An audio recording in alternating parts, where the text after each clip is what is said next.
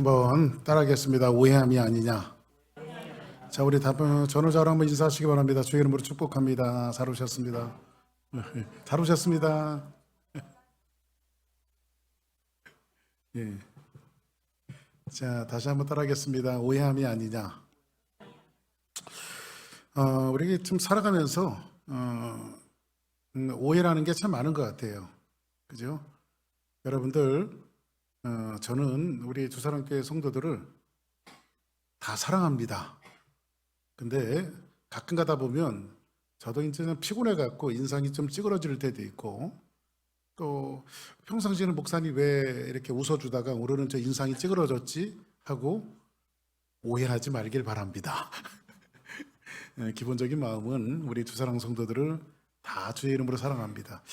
오해 때문에 참 벌어지는 일들이 너무 많아요. 그 오해가 오해를 낳고, 또 잘못된 오해 때문에 그 사람이 미워지기도 하고 증오심이 넘치기도 하고, 결국은 심지어 오해가 많은 사람들은요, 또 사람까지 죽이는 이런 일들이 우리 주변에서 보는 것뿐만 아니라 이 드라마 주제 같은 것도 보면 그런 일로 벌어지는 드라마 히스토리들이 굉장히 좀 많은 것 같아요.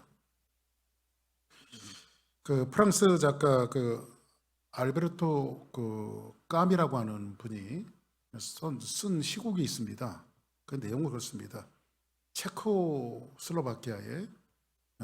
어떤 산 기슭에서 어떤 어머니와 그의 딸 마르타가 조그만 숙박업소를 하나 운영하고 있었습니다. 그런데 이 산골짜기에 있다 보니까 어머니의 딸 마르타는 꿈이 있었어요. 왜냐하면 그 꿈은 뭐냐면, 제발 이 산골짜기를 좀 벗어나서 넓은 세상에 가서 자기도 공부도 많이 하고 또 넓은 세상에서 좀 이렇게 명성도 떨치고 이름도 날리고 좀 행복하게 사는 것이 이 마르타의 꿈이었어요. 근데 산골짜기에서 벗어날 수 있는 방법이 없어요. 왜냐하면 일단 산골짜기를 벗어나면 자기가 할 수 있는 일은 아무것도 없는 겁니다. 그러면서 신세한탄을 하면서 어머니하고 그 산골짜기에서 숙박업소를 하고 있었는데, 하루는 어머니하고 이런 모의를 합니다. 무슨 모의를 하냐면, 이 산골짜기를 벗어날 수 있는 유일한 방법은 딱 한 가지밖에 없다. 그게 뭐냐면, 우리 숙박업소에 손님 중에 정말 부자가 오거든, 정말 잘 사는 사람이 오거든, 그 사람에게 수면제를 먹이고 재워서 그 사람을 죽이고 그 사람이 갖고 있는 돈을 다 뺏어서 이 돈을 가지고 세상에 나가서 우리가 좀 잘 살아보자 해갖고 어머니하고 마르타하고 둘이 모의를 합니다. 그런데 그 어머니에게는 사실 아들이 하나 있었어요. 그 아들은 20년 전에 그 산이 싫다고 해서 나는 성공하겠다고 허홀단신으로 세상으로 나간 아들이었습니다. 그런데 이 아들이 정말 착실하고 악착같이 살아가서 어마어마한 부자가 되어져요. 그리고 어느 정도 부자가 되었을 때에 자기 어머니하고 자기 여동생을 생각합니다. 이제 이 정도 살았으니까 내 어머니하고 내 동생을 데려다가 내가 좀 이 넓은 세상에서 호화호식하며 살게 해줘야 되겠다 하면서 서프라이즈 하기 위해서, 이 20년이 지났으니까 모습도 많이 바뀌었을 거야.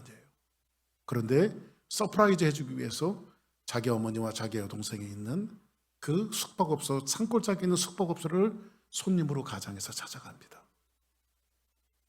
어머니하고 마르타가 보기에 한눈에 봐도 너무 잘 사는 사람이고, 그 사람이 갖고 있는 가방에는 수많은 돈들이 있었습니다.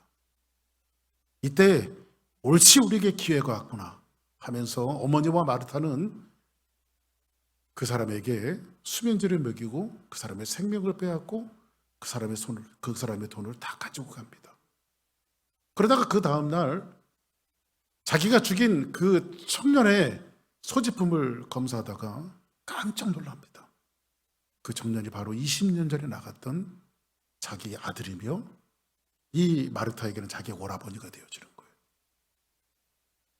이렇게 뭔가 이런 그 오해 속에서 벌어지는 이런 비극들. 그래서 그 희곡의 제목이 오해라고 하는 제목인데, 이 프랑스 말로 누메리똥 똔두 누메리똥 똔두 많이 연습했는데 잘 안 되네요. 누메리똥 똔두라고 하는 그 오해라고 하는 희곡을 이 그 까미가 써서 이야기하는데, 여기에 본질은 뭐냐면 죄로 말미암아 하나님의 낙원을 떠난 사람들이, 하나님을 떠난 사람들이 얼마나 처절한 죄악 속에서 살아갈 수밖에 없는 것을 그려낸 그런 이야기입니다. 사랑하는 여러분, 뭔가 우리가 본질을 떠나서 본질 속에서 왜곡되어졌던 오해를 가지고 살아갈 때는 사람은 이렇게 죄악으로 점철된 삶을 살아갈 수밖에 없다라고 하는 사실을 오늘 성경이 우리에게 이야기합니다. 오늘 성경에는 여러분들과 같이 봉독한 본문의 핵심 속에는 누가 있냐면 예수님이 계시고 예수님에게 대항했던 사두개인들이 있습니다. 이 사두개인들은 사실 이 사두개파가 어디서 생겼는가 학자들이 연구를 했는데, 사두개파는 솔로몬 왕 때에 사독이라고 하는 제사장이 있었는데, 사독 제사장의 후예들이 바로 사두개인이라고 하는 이 학자들의 견해가 참 많습니다. 왜냐하면 사독과 사두개인은 발음이 유사하기 때문입니다.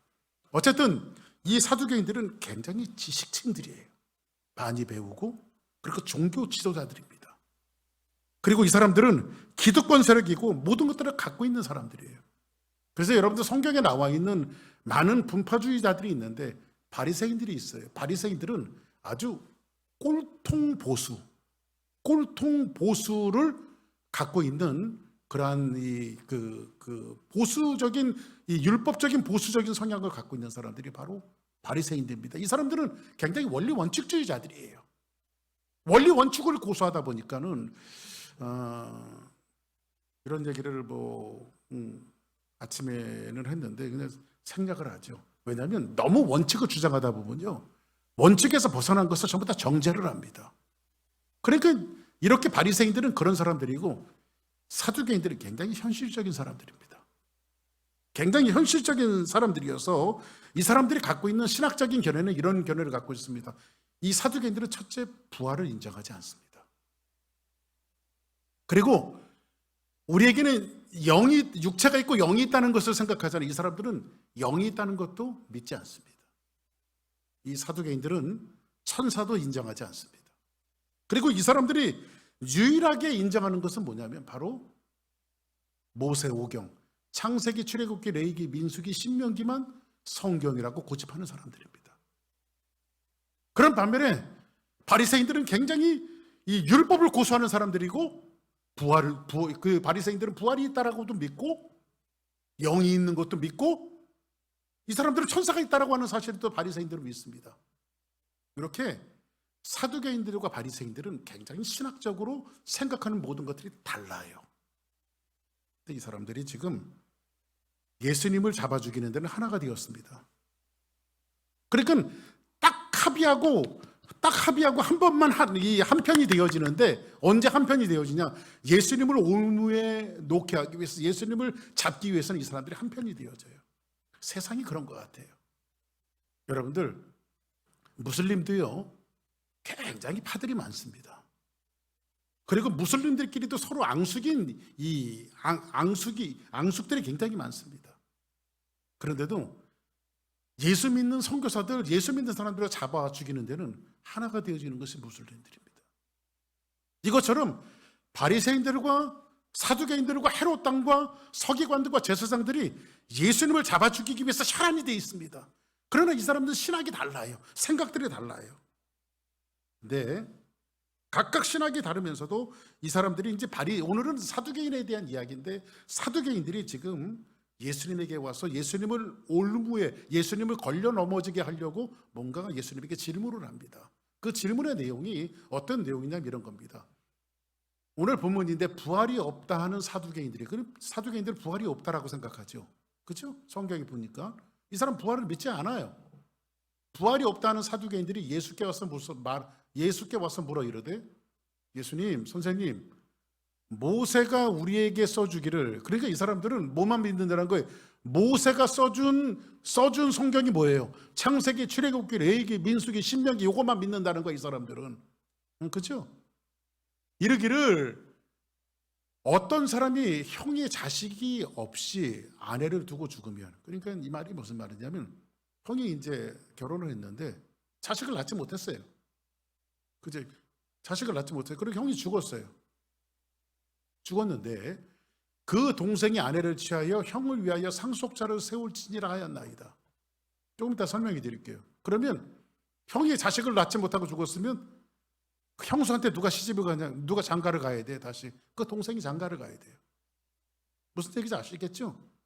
형이 자식을 못 낳았으니까 그 동생이 둘째가 형수한테 장가를 가서 자식을 낳아줘야 되는 거예요.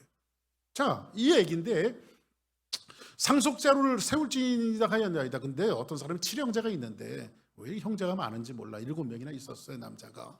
그죠? 7형제가 있는데 마지가 아내를 취하였다가 상속자가 없이 죽었고, 둘째 형도 그 여자를 취하였다가 상속자가 없이 죽었고, 셋째도 그렇게 하여 7이 다 상속자가 없었고 최후의 여자도 죽었나이다. 그죠? 근데 7사람이, 7형제가 다 그 여자를 아내로 취하였는데 만약에 부활하면 다시 사는 거잖아요. 우리가 영원한 세상에서. 그러면 이제 천국 가고, 응? 형제 7명이 있으면 도대체 이 여자의 남편이 누굽니까? 이걸 묻는 거예요. 이걸 묻는 거예요. 무슨 성경에 이런 내용들이 다 있나 모르겠어. 그렇죠? 예?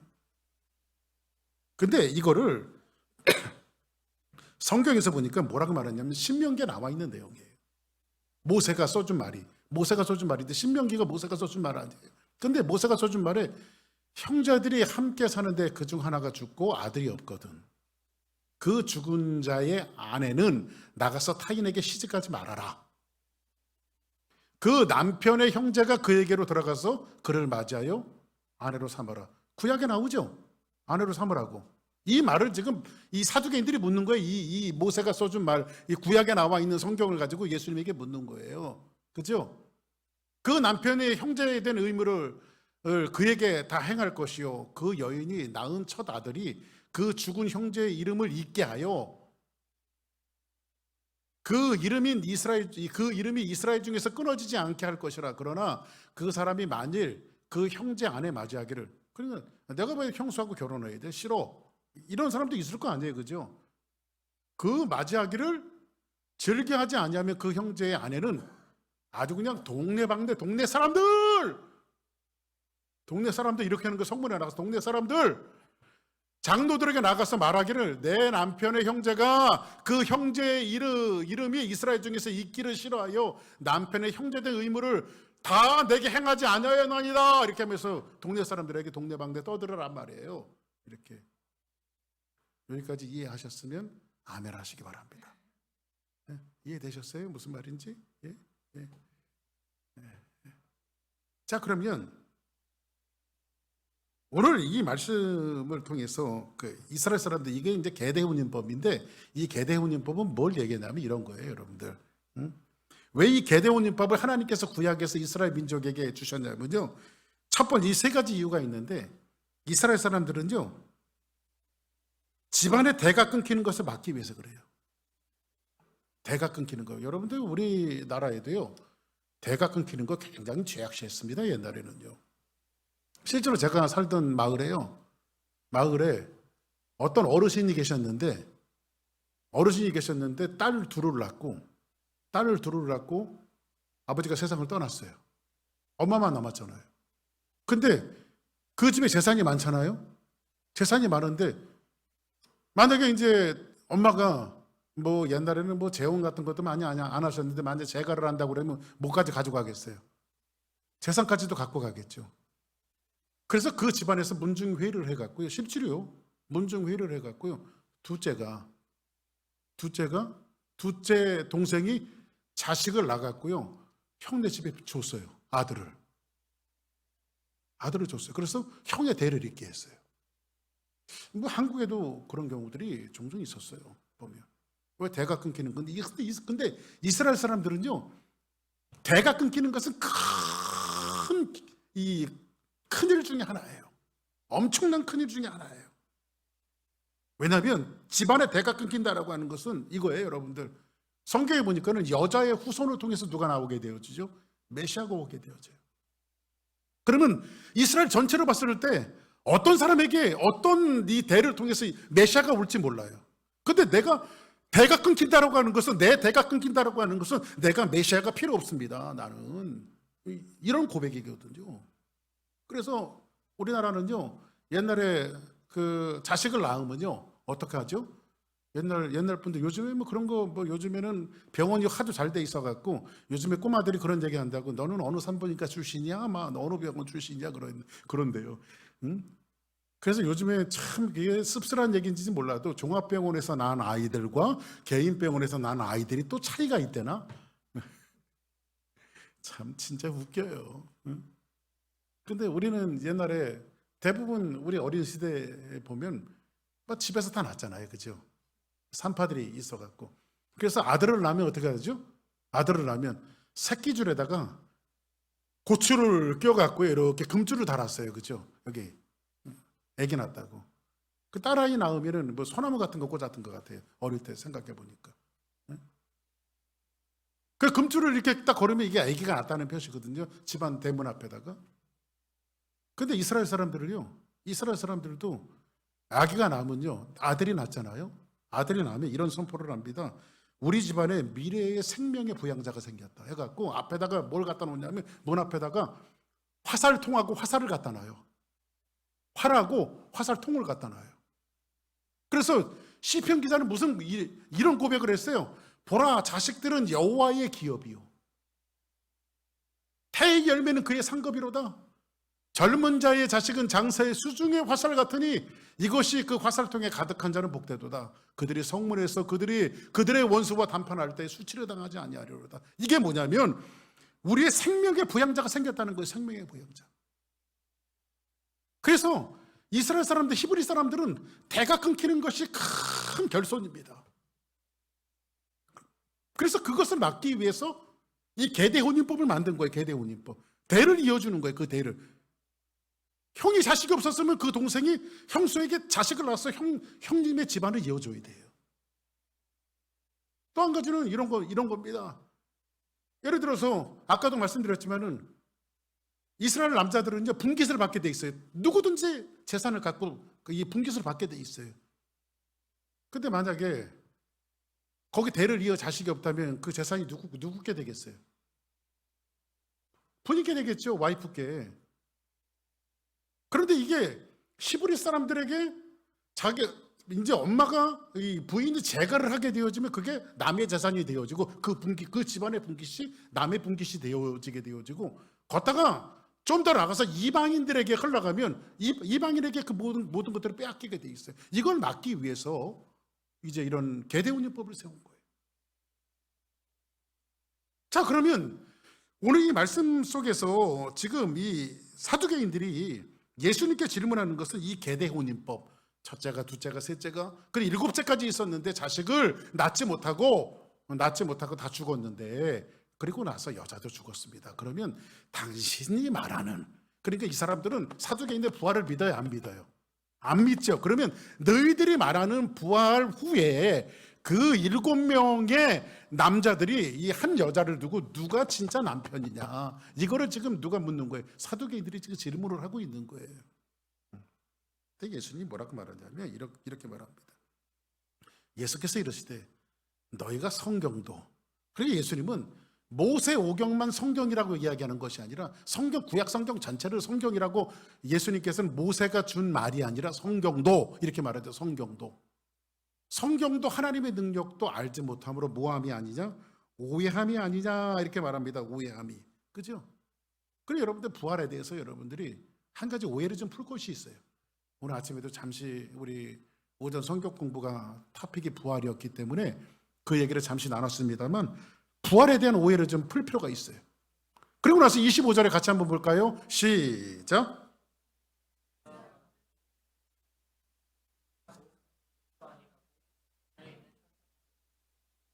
자, 그러면 사두개인들은 부활이 있다고 그래요? 없다고 그래요? 부활을 믿지 않아요. 근데 사두개인들이 부활을 믿지 않는 게 여기는 아주 탐욕이 담겨져 있습니다. 이 사두개인들이 갖고 있었던 신학은 어떤 신학을 갖고 있었냐면요, 이 생이 끝나면 요 이 생이 다음 생애로 이어진다고 생각을 했어요. 이 사람들은. 이해되시죠? 무슨 말씀인지.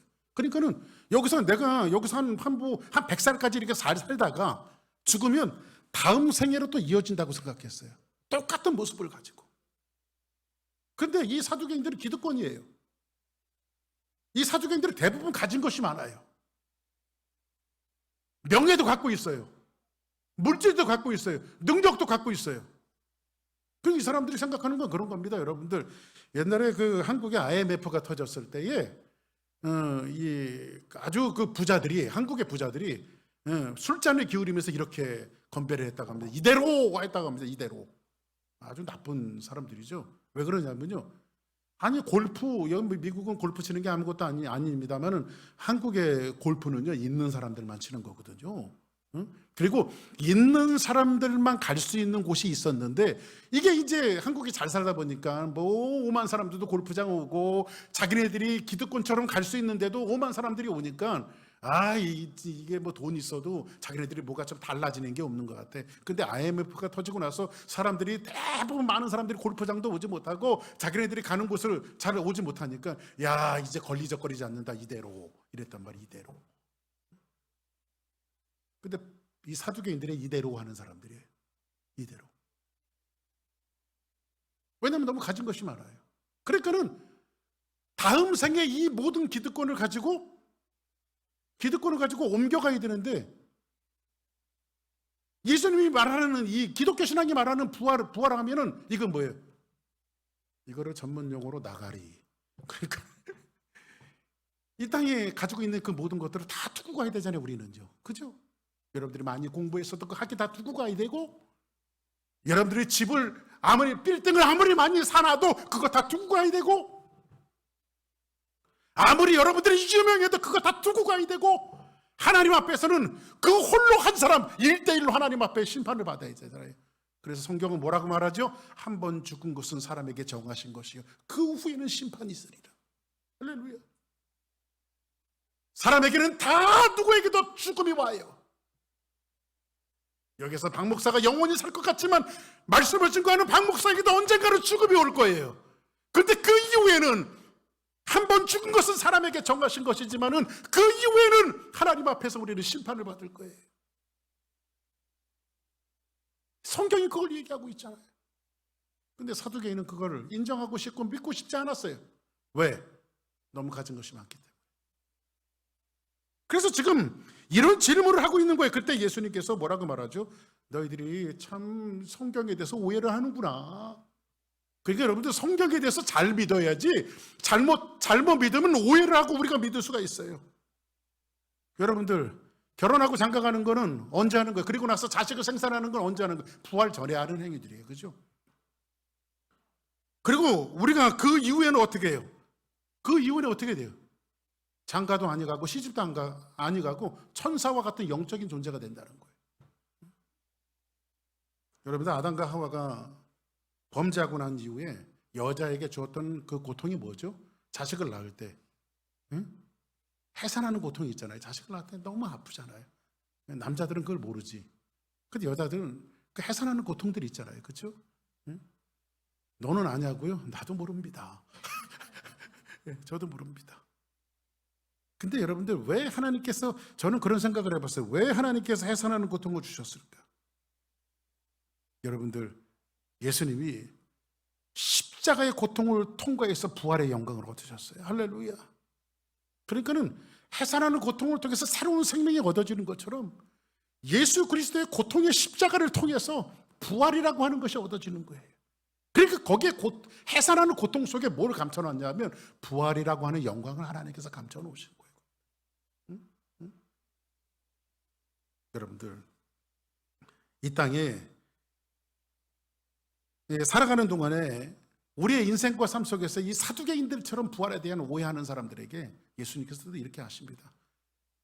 죽은 자가 살아난다는 것을 말할진대 너희가 모세의 책 중, 그럼 한번 얘기해 보자. 죽은 자가 살아난다는 것을 말할진대 너희가 모세의 책 중 가시나무 떨기에 관한 글에 하나님께서 모세에게 이르시되 나는 아브라함의 하나님이요 이삭의 하나님이요 야곱의 하나님이라 하신 말씀을 읽어보지 못하였느냐. 하나님은, 한번 따라하겠습니다. 하나님은 죽은 자의 하나님이 아니라, 죽은 자의 하나님이 아니요 산 자의 하나님이시라. 너희가 크게 오해하였도다. 그러면 보세요. 이제 오늘 부활을 그렇게 설명드리고 싶어요. 이 말씀이 뭐냐면 출애굽기에 나와 있는 예수님께서 모세를 만나는 대목이거든요. 하나님이 이르시되 이리로 가까이 오지 말아라. 너의 선 곳은 거룩한 땅이니 내 발에서 신을 벗으라. 이르시되 나는 내 조상 하나님이니 아브라함의 하나님, 이삭의 하나님, 야곱의 하나님이라. 모세가 하나님 뵙기를 두려워하여 얼굴을 가리오매. 모세가 처음에 하나님을 만났던 장면이거든요. 그러면 모세가 죽었을 때 하나님이 만나줬어요? 살아있을 때 하나님 만나줬어요? 살아있을 때 만나줬잖아요. 그렇죠? 살아있을 때. 그러면 아브라함의 하나님, 이삭의 하나님, 야곱의 하나님이라고 하는 것을 하나님께서 아브라함을 만나시고 이삭을 만나시고 야곱을 만났을 때 살아있을 때 만났어요? 죽었을 때 만나주셨어요? 살아있을 때. 그리고 그들에게 뭐라고 말하냐면 나는 죽은 자의 하나님이 아니라 산 자의 하나님이라고 말하고 있습니다. 이것을 우리가 뭐라고 이야기하냐면 산 자의 하나님이라고 하는 것은 뭐냐면 우리가 여러분들 부활하면 내가 죽으면 예수님처럼 부활할 거다. 이렇게 우리는 생각을 하고 있어요. 그죠? 그래요, 안 그래요? 오늘 이거 잘 들으셔야 됩니다. 기독교 신앙은 뭐냐면요, 여러분 죽으면요 예수님처럼 부활할 거예요. 왜냐하면 그래서 예수님이 잠자는 자들의 첫 열매가 되신 거예요. 모든 사람이 다 죽었어요. 근데 예수님 한 분만 살아나셨거든요. 그리고 나서 예수님이 살아나셔서 그 부활의 영광을 우리에게 주신 거예요. 예수님을 믿는 사람은 예수님처럼 부활할 거라고. 할렐루야. 아멘. 그게 바로 부활이란 말이에요. 그러니까 예수 믿으면요, 오늘 아침에도 우리가 입으로 같이 우리 김영기 집사님, 우리 신희 집사님 다 같이 고백을 했어요. 예수님 믿습니다. 막 고백을 했어요. 그래서 그래 여러분들 예수 믿는 게 얼마나 중요한지 몰라요. 왜냐하면 우리는 죽는 것이 아니라 다시 부활할 거기 때문에. 할렐루야. 여러분들 제가 아침에 그런 말씀 드렸죠. 파스칼이 그런 얘기를 했대요. 한번 따라합시다. 믿어두고 보자. 믿어두고 보자. 왜냐하면 왜 믿어두고 보냐면요, 우리가 살다가 죽었어. 근데 저 세상에 갔더니 진짜 천국과 지옥이 있더라는 거예요. 근데 나는 이 세상에 믿었기 때문에 천국 간단 말이야. 그걸 전문용어로 뭐라고 그러는 거냐면 대박이라고 그러는 거야. 할렐루야. 야, 진짜 이 주사랑교회 나와서 박교성 목사하고 성경 공부하다가 우리 믿음으로 고백했단 말이에요. 그죠? 믿음으로 고백하고 예수님을 내가 영접했어. 그리고 언젠가는 내가 죽어갖고 저 세상 갔는데 와, 진짜 천국도 있고 지옥도 있어. 안 믿는 사람은 지옥 가는데 나는 천국 가게 됐어. 이거를 대박이라고 그런다고. 대박. 그죠? 근데 그럴 일은 없지만 혹시 죽었는데 아무것도 없어. 그럼 번전이야. 그죠? 그러니까 믿어두고 보는 게 나아요, 안 나아요? 그렇지, 원리적으로 믿어두고 보는 게 낫잖아. 뭐 그렇게 그냥 안 믿으려고 애를 쓰는지 몰라. 그죠? 일단 믿어두고 보면 없으면 말고. 그럴 일은 없겠지만 있으면 대박이잖아. 할렐루야. 그럼 여러분들은 잘 믿으시는 거예요. 아멘? 응?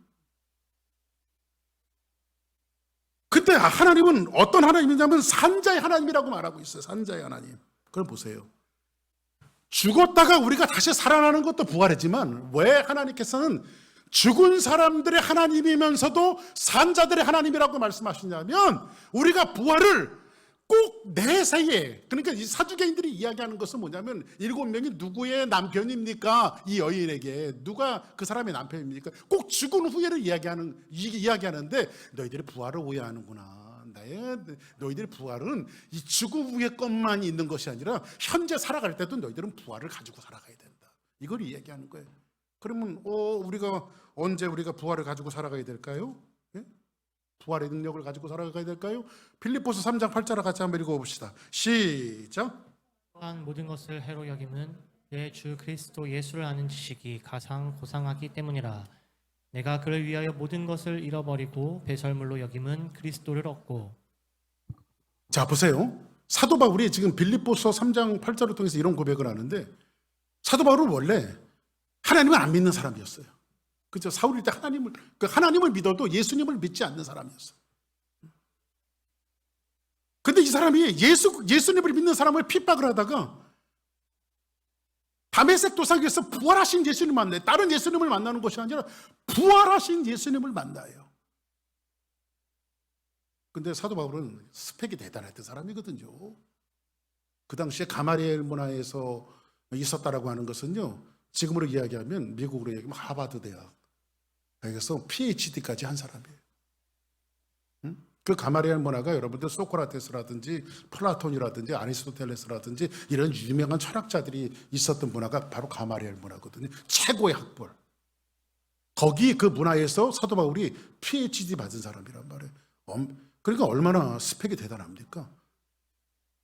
이 사람은요, 전통적으로 히브리인 중에 히브리인이에요. 히브리인 중에서도 정통으로 갖고 있는 왕의 혈통, 사울 왕의 혈통을 갖고 있는 베냐민 지파예요. 그 당시에는 로마가 세상을 지배했는데 이 사람은 게다가 또 로마 시민권도 갖고 있어요. 미국 시민권을 갖고 있는 것처럼 로마 시민권도 갖고 있어요. 이 사람은 자기가 원하면 얼마든지 부를 얻을 수 있고 명예를 얻을 수 있고 모든 것을 자기가 원하면 다 가질 수 있는 사람이에요. 그리고 어깨를 펴고 아주 교만하게 내가 다 모든 것을 할 수 있어, 이렇게 살아가던 사람이 어느 날 예수님을 만나요. 어떤 예수님을 만났냐면 부활하신 예수님을 만나요. 그래서 부활하신 예수님이 나타나셔서 이 바울에게 뭐라고 이야기하죠? 사울아 사울아 내가 어찌하여 나를 핍박하느냐, 이렇게 말씀하시죠. 그 부활하신 예수님을 만나고 난 이후에 사도 바울이 그런 고백을 해요. 또한 모든 것을 해로 여김은, 자기가 장래가 보장되고 명예가 보장되고 자기 스펙이 보장되고 자기의 영원한 잘 먹고 잘 살 수 있는 모든 환경이 죽을 때까지 요람에서 무덤까지 모든 것이 보장되어 있는 이 사도 바울이 뭐라고 고백하냐면, 내가 그 모든 것을 해로 여김은 이거 다 나한테는 필요 없다. 그리스도 예수를 아는 지식이 가장 고상하기 때문이라. 내가 부활하신 예수님을 만났더니 내가 그를 위하여 내가 가지고 있었던 모든 것을 다 배설물로 여기는 것은 내가 그리스도를 얻는 것이다. 왜 그럴까요? 예수님을 만나고 났더니요, 내가 죄인인 것이 느껴지는 거예요. 여러분들 성경에서 삭개오가 나오잖아요. 삭개오는 세리장이에요. 동족의 피를 빨아먹었던 사람이에요. 세금을 착복했던 사람이에요. 도둑질하던 사람이에요. 근데 이 삭개오가 어느 날 길가에 지나가시는 예수님을 만납니다. 뽕나무에 올라가 있는 삭개오를 보고 예수님 뭐라고 말합니까? 삭개오야, 이리 내려오너라. 내가 오늘 네 집안에서 유하야 되겠다. 근데 예수님을 만나는 순간 삭개오가 자기가 죄인인 것을 느꼈어요. 그 전에는 자기가 전혀 죄인 아니라고 생각했었는데 예수님을 만나고 나니까 자기가 죄인인 것을 느꼈어요. 그리고 예수님에게 뭐라고 고백하죠? 예수님, 제가 인생을 정말 잘못 살았습니다. 이것이 죄인지 모르고 살았습니다. 내가 남의 것을 도둑질한 것이 있다면 내가 꼭 4배로 갚겠습니다. 율법은 4배로 갚게 돼 있어요. 남의 것을 도둑질하면 4배로 갚게 돼 있어요. 내가 그거 다 계산해갖고 4배로 갚을게요. 그리고 내가 지금 잘못되게 살아왔던 나의 부에 축적한 모든 것들을 절반을 다 잘라서 가난한 자들에게 나눠주겠습니다. 그때 예수님이 뭐라고 말하죠? 삭개오야, 오늘 너희 집안에 구원이 일어났느니라. 할렐루야. 구원보다 더 소중한 것은 없기 때문에. 예수님을 만나고 나면 돈이나 명예나 그 부귀 그 따위가 전혀 내 삶 속에서 더 이상 중요하지 않아요. 예수님이 훨씬 더 중요한 거예요. 언젠가도 말씀드렸죠? 우리 찬송, 지금도 백이장인지 모르는데 조지 베벌리 씨가 불렀던 찬송 102장, 주 예수보다도 귀한 것은 없네, 이 세상 부귀와 바꿀 수 없네. 이분이 주 예수보다도 귀한 것은 없대요. 이 세상 어떤 명예와 부귀와 예수님을 바꿀 수가 없다고 그 찬양을 하고 다녀요. 근데 이분은 굉장히 유명한 가수였어요. 미국에 유명한 가수가 되다 보니까 곳간에 먹을 것이 쌓이고 돈이 쌓이고 그래야 뭐 허랑방탕하게 살았어요. 오늘도 많은 돈을 얻고 허랑방탕하게 살아가면서 이리 비틀 저리 비틀 술을 마시고 지나가는데 한 천막에서 우렁찬 어떤 분의 음성이 들려오기 시작했어요. 근데 자기도 모르게 빨려서 그 천막 안으로 들어가는데 그 천막 안에 세계적인 부흥사였던 이 미국에 나온 빌리그레암 목사님이 말씀을 증거하고 있었어요. 술 취한 모습으로 그 메시지를 받고 있었을 때 이분이 가슴에 변화가 시작이 되어져요. 펑펑 웁니다. 자기가 인생을 잘못 살아온 것 같아서 펑펑 웁니다. 빌리그레암 목사님이 이야기합니다. 오늘 예수 믿기를 원하시는 분들은 손을 드십시오. 그 자리에서 일어나십시오. 이 앞으로 나오십시오. 그 자리가 하나님의 보좌라고 생각하고 예수님의 보좌라고 생각하고 거기서 회개하십시오. 하룻밤을 얼마나 울면서 기도했는지 하나님의 은혜 때문에. 그리고 나서 그 아침에 동이 틀 때에 유명한 미국의 방송 그 MBC에서 이 조지 베벌리 씨에게 전화가 옵니다. 당신같이 유명한 가수는 우리가 선점할 필요가 있다고 생각했으니까 당신 죽을 때까지 우리 MBC와 전속 계약을 맺읍시다. 그때 조지 베벌리 씨가 그런 고백을 했다고 그래요. 죄송합니다. 저는 간밤에 어느 분과 나의 평생을 계약을 했습니다. 자기의 목소리는 하나님 앞에 드릴 거라고. 그래서 그 이후로 이 조지 베벌리 씨는 빌리그레암 목사님 집회로 쫓아다니면서 늘 빌리그레암 목사님이 설교하기 전에 주 예수보다 더 귀한 것은 없네. 이 세상 부귀와 바꿀 수 없네. 영죽을 내 대신 돌아가신 세상 즐거움 날 버리고 세상 모든 걸 다 버려도 주 예수보다 더 바꿀 수 없다라고 이 조지 베벌리 씨는 그런 고백의 찬양을 하고 다녀요. 사랑하는 여러분, 사도 바울이 그랬어요. 예수님을 만나고 나서 자기가 갖고 있었던 영원히 보장되어 있었던 모든 스펙을 다 뺏어버리려 여겨요. 이게 바로 산자의 부활이에요. 할렐루야. 이게 산자의 부활이에요. 살아있어서 부활하는 거예요. 그래서 우리는 사도 바울이 예수님을 만나고 나서 이것을 뭐라고 말하죠? 내가 죄에 대해서 죽었다. 이렇게 말하잖아요. 여러분들, 우리는 죽었어요, 안 죽었어요? 죽었어요. 뭐에 대해서? 죄에 대해서. 아멘. 그리고 사도 바울은 뭐라고 말합니까? 의에 대해서는 살은 거예요. 그러니까 의에 대해서 살았다라고 하는 것은 여러분들, 우리는 지금 호흡을 하고 있고 지금 2023년도에 현재의 삶을 살아가고 있지만 호흡하며 살아가고 있지만 우리는 과거의 죄에 대해서 죽었던 사람이고 의에 대해서 산 사람이에요. 할렐루야. 이게 바로 살아있는 자의 부활이에요. 할렐루야. 의에 대해서 살았기 때문에. 그래서 우리는 무엇을 가지고 살아야 됩니까? 부활의 영광을 가지고 부활의 능력을 가지고 살아가는 거예요. 그래서 성경에서 다시 사도 바울이 뭐라고 이야기합니까? 우리 한번 9절 10절 한번 읽어볼까요? 시작.